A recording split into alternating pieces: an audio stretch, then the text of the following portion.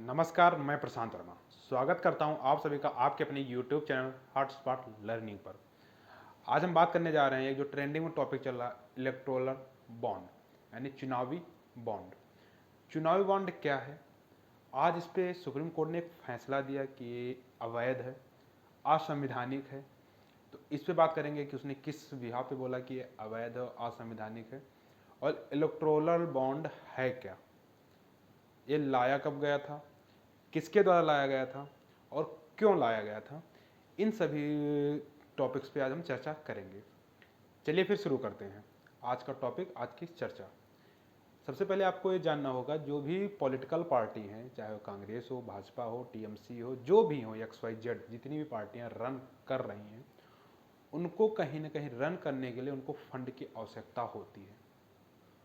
वो फंड जिस माध्यम से लेते हैं उसके लिए कानून लाया गया था 2017 के बजट सत्र में। 2017 का बजट सत्र के टाइम जो वित्त मंत्री थे और अरुण जेटली जी थे, उन्होंने इलेक्टोरल बॉन्ड को प्रस्तुत किया था। और इस चीज को मनी बिल यानी कि मनी बिल के अंतर्गत लाया गया था। उससे ये था कि मनी बिल पे जो चर्चा होती है वो केवल लोकसभा में होती है, राज्यसभा में उसमें वोटिंग नहीं कराई जाती है। लोकसभा के बहुमत से अगर वो पास हो गया तो वो बिल बन जाता है।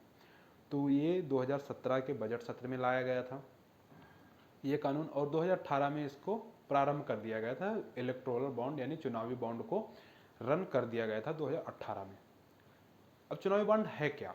चुनावी बॉन्ड ये है कि जो बड़े बड़े उद्योगपति हैं या फिर जो कंपनी होल्डर हैं, वो कंपनी होल्डर अपना एक अंश किसी अपनी इनकम का एक अंश किसी राजनीतिक पार्टी को देना चाहते हैं तो इलेक्टोरल बॉन्ड के थ्रू वो दे सकते हैं। इससे पहले का क्या प्रोसीजर था? इससे पहले प्रोसीजर था वो अपनी इनकम या अपना जो टर्नओवर है, उसका जो नेट प्रॉफिट है, उसमें से 7.5% का डोनेशन वो किसी राजनीतिक पार्टी को इन कैश दे सकते थे। कैश में वो दे सकते थे। और कौन सी पार्टी लेंगी पहले ये भी आप डिसाइड कर लो कि किन पार्टियों को देना। आप आज एक पार्टी जाके बन जाओ और सोचो कि अब हमें किसी कंपनी से हमें फंड लेना है, तो आप ऐसा नहीं कर सकते। इसके लिए दो क्राइटेरिया है। जो कंपनी अपनी फंड के लिए या फिर फंड हासिल कर सकती हैं किसी कंपनी के द्वारा, वो दोनों की सहमति से होगा, म्यूचुअल अंडरस्टैंडिंग के द्वारा ही किया जाएगा। आप किसी से मांग नहीं सकते, आपको सहमत होगा तभी देगा।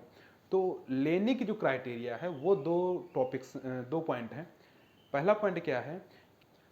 लोक प्रतिनिधित्व अधिनियम के 1951 के अनुसार, 1951 के क्लॉज 19A के अनुसार जो रजिस्टर्ड होंगी केवल वही पार्टियां हैं जो किसी कंपनी के द्वारा फंड ले सकती हैं।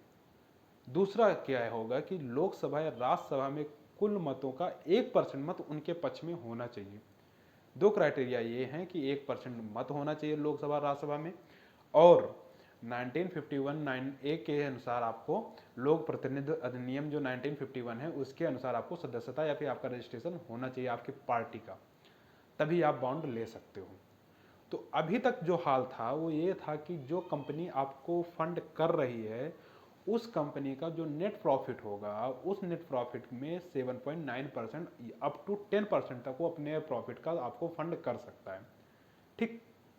लेकिन अभी क्या हुआ, जो कानून आया है 2017 में, बिल आया, फिर 2018 से वो कानून बन गया, उसको एसबीआई को दे दिया गया रेगुलेट करने के लिए। एसबीआई एक ऐसी संस्था है, गवर्नमेंट संस्था, आपको पता होगा, स्टेट बैंक ऑफ इंडिया। वो स्टेट जो इलेक्टोरल बॉन्ड था वो बेचती थी, तो एसबीआई को दिया गया बेचने के लिए। अभी की यह स्थिति है कि जो कानून आया था उसमें ये बोला गया था कि सबसे पहले तो कैपिंग हम हटा देंगे। जो कैपिंग है कि आप 7% देना चाहो, 10% या पूरी कंपनी देना चाहो, आप दे सकते हो। कोई आपको बाउंड नहीं किया जाएगा कि आप अपनी राजनीतिक पार्टी को कितना पैसा दो, इसलिए कोई बाउंडेशन नहीं है। और ये भी नहीं है कि आपकी कंपनी प्रॉफिटेबल होना ही चाहिए। आप आज एक कंपनी रजिस्टर्ड कर रहे हो, आप इस कंपनी के बिहाफ पे आप बॉन्ड खरीदना चाह रहे हो तो आप खरीद सकते हो। जरूरी नहीं आपके पास कंपनी है, आपके पास इतनी पूंजी है कि आप उसके बाद भी आप कोई एक्स वाई जेड कुछ भी काम करके आप पैसा कमा रहे हो, आप कंपनी के अलावा भी, तब भी अगर आप इलेक्टोरल बॉन्ड खरीदना चाहते हो तो एसबीआई के पास जाके आप एक बॉन्ड खरीदो। उस बॉन्ड को आप जिस पार्टी को देना चाहते हो उस पार्टी को दो और विद इन 15 डेज वो पार्टी उस बॉन्ड को क्लेम करेगा और उसका जो पैसा होगा वो अपने बैंक में या फिर पार्टी के बैंक में डिपॉजिट करवा लेगा।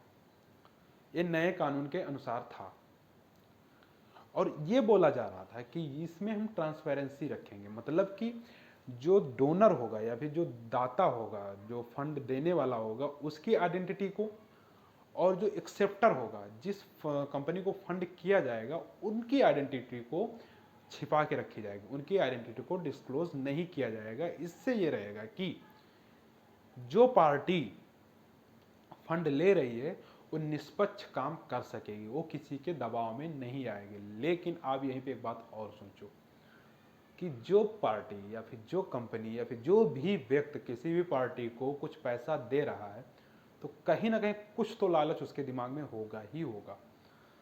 इतना दातादानी आज के ज़माने में कोई नहीं है कि आपको एक भी पैसा दे और उसके अगेंस्ट या उसके प्रतिकूल में वो आपसे कोई उम्मीद ना लगा के रखे।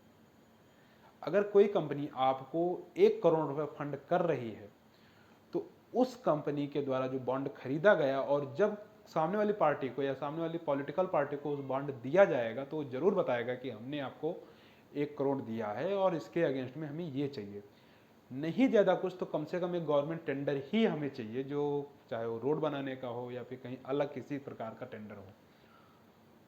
तो जो भारत सरकार या भारतीय जनता पार्टी में अभी जो करंट में है, इस पे जो ब्लेम लगता है वो ये लगता है कि उद्योगपतियों की सरकार, तो कहीं ना कहीं इस बिल से वो प्रूफ होता है कि हाँ सच में ये कंपनी उद्योगपतियों का पक्ष लेती है या फिर ये पार्टी उद्योगपतियों के समर्थन में चलती है।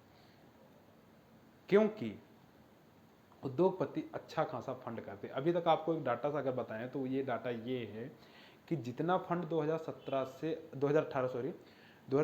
से अभी तक लिया उसका 90 to 95% केवल भाजपा को मिला है। आप ये दिमाग में और सोचिए कि अगर एसबीआई जो गवर्नमेंट है कंपनी है, अगर उससे ये, वैसे तो डॉक्यूमेंट में तो ये बोला गया कि हम किसी की आइडेंटिटी को नहीं डिस्क्लोज करेंगे, हमें डोनर और एक्सेप्टर जो होगा उसको हम नहीं बताएंगे तो आपको किसने फंड दिया किसने नहीं दिया। लेकिन अगर कोई बॉन्ड खरीदा गया उसका एक यूनिक आईडी नंबर जरूर होगा, डेफिनेटली होगा, जहां से भी वो बॉन्ड बनाया गया होगा।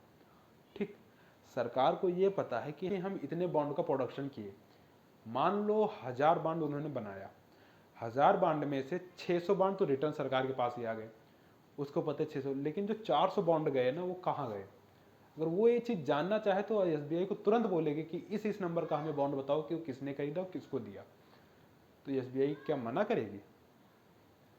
नहीं कर सकती, उसको देना ही पड़ेगा।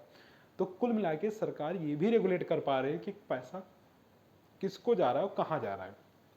इसमें सबसे ज़्यादा तर्क सरकार ये दे रही है कि हम इस चीज़ को कैशलेस इंडिया बनाना चाहते हैं। कैशलेस इंडिया क्या है कि आप जाओ, आपका पैसा उस बैंक में जमा है, आप बोलो कि हम इतना पैसा हम फलानी पार्टी को इसको देना चाहते हैं, आप इसके अगेंस्ट हमें बॉन्ड दे दो। बॉन्ड लेने के बाद एक फ़ायदा ये रहता है कि उस पैसे पे आपको टैक्स भी नहीं पड़ेगा, तो इसलिए कंपनियां बॉन्ड को ज़्यादा अप्लाई करती थी कि टैक्स से बच जाते थे वो लोग। अब वो जो पैसा वो बॉन्ड लिए हैं वो बॉन्ड सीधे किसी पार्टी को, जिस पार्टी को उनको देना होगा उस पार्टी को देंगे और वो पार्टी विद इन 15 डेज यानी 15 दिन के अंदर अंदर वो उस पार्टी को बॉन्ड देने के बाद बॉन्ड क्लेम करवा लेंगे। और जब बॉन्ड क्लेम कराएंगे तो उस कंडीशन में क्या होगा, जो बैंक होगी वो बैंक पैसा डायरेक्ट उस पार्टी को नहीं दे देगी, उस पार्टी के बैंक में पैसा ट्रांसफर करेगी।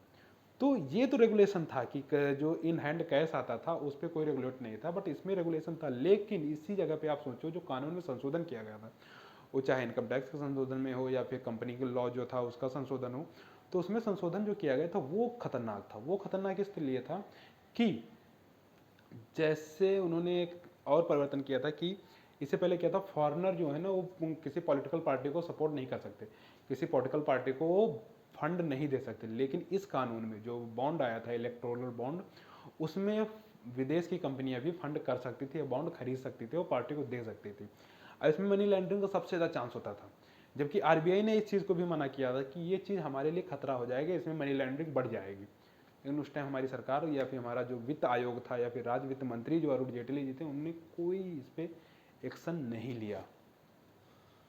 उन्होंने इसको ज्यों के त्यों चलने दिया, जबकि सच्चाई थी कि अगर फॉरेनर इसमें पार्टिसिपेट करेंगे तो आज आप मनी लॉन्ड्रिंग कितना केस सुन रहे हो कि विदेश में कहीं पनामा कहीं क्या पे एक फर्जी कंपनी खुल गई और उस कंपनी से पैसा घूम के हमारे भारत में आ रहा है। क्यों? क्योंकि जो एनआरआई मनी होता है उस पर टैक्स नहीं पड़ता।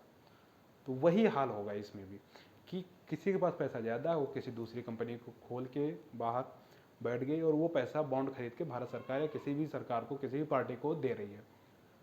तो ये बहुत बड़ी चुनौती थी। तो इसी चीज़ को लेके जो सुप्रीम कोर्ट थी, सुप्रीम कोर्ट के chief justice D Y Chandrachud की 5 सदस्यीय बैठक यानी 5 जजों की जो बेंच थी, उन्होंने फैसला लिया कि ये चीज़ असंवैधानिक है। उन 5 जजों में जो थे संजीव गुप्ता जी थे, D.R.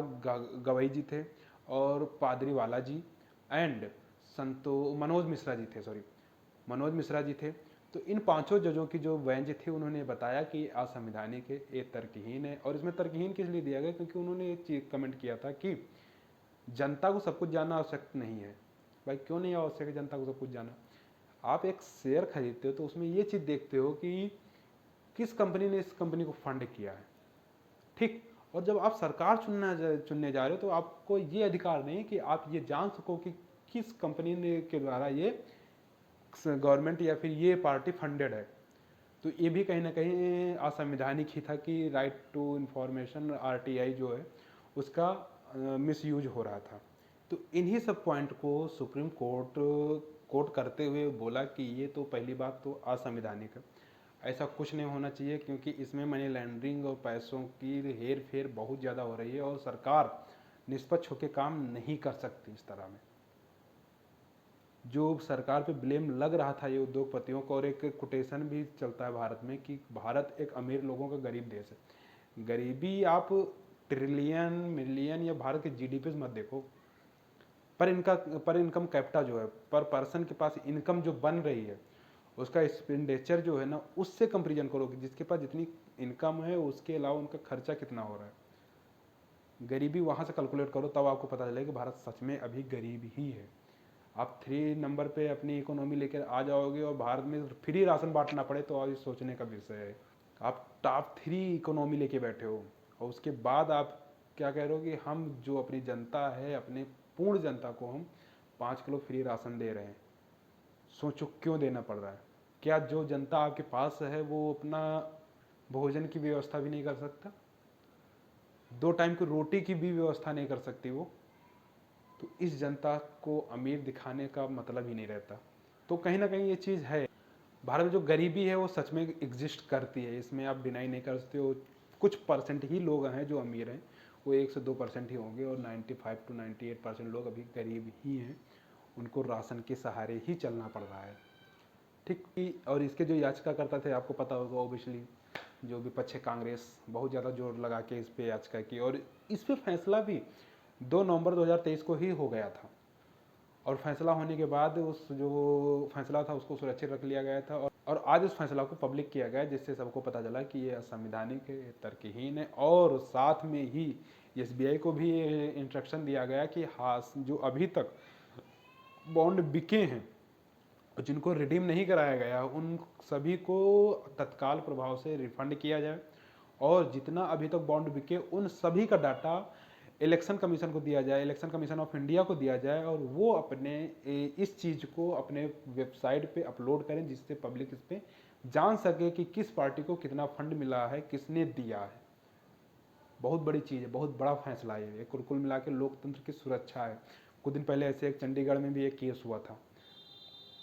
तो कहीं ना कहीं आज भी हमारे जो सुप्रीम कोर्ट है वो इस चीज़ के लिए दृढ़ है कि हम लोकतंत्र का हनन तो नहीं होने देंगे, क्योंकि ये जो कानून था अगर आप इसको डेप्थ में समझने की कोशिश करो तो ये सच में एक प्रकार से करप्शन ही है, बस उसको लीगलाइज कर दिया गया था संविधान के थ्रू या फिर संसद में कानून लाने के बाद।